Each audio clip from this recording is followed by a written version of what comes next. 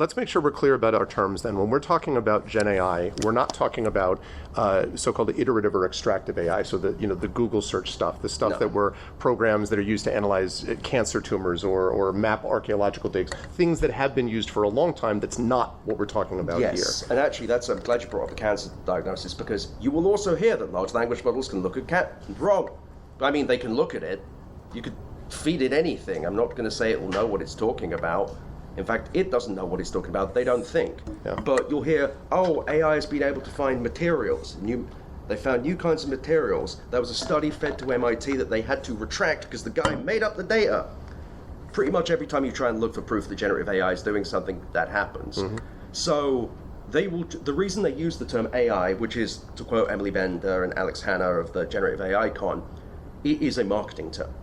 AI can mean anything, which is why everyone's so scared of it.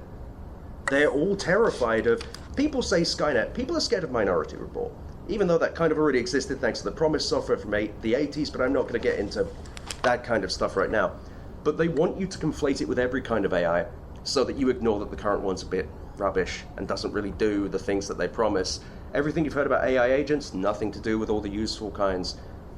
In reality, it's not really clear what large language models are actually innovating. Mm-hmm.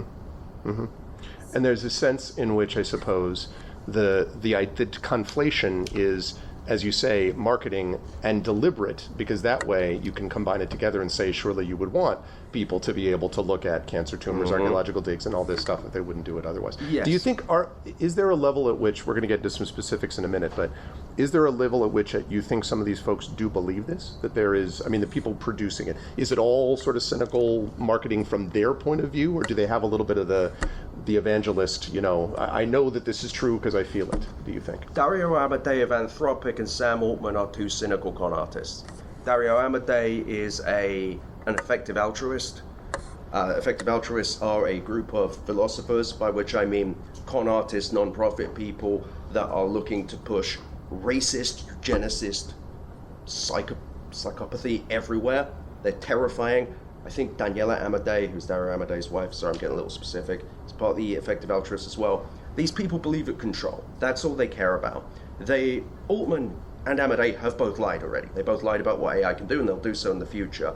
I'm sure that there are some people doing this who have good, especially like the statisticians, the heavy mathematics people who are working on the very cores of these models. Right.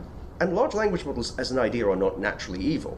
They're just an idea, and GPT-2 was kind of incredible that you could make it spit out text. Doesn't mean the outcome's useful, but just as a technological breakthrough, cool.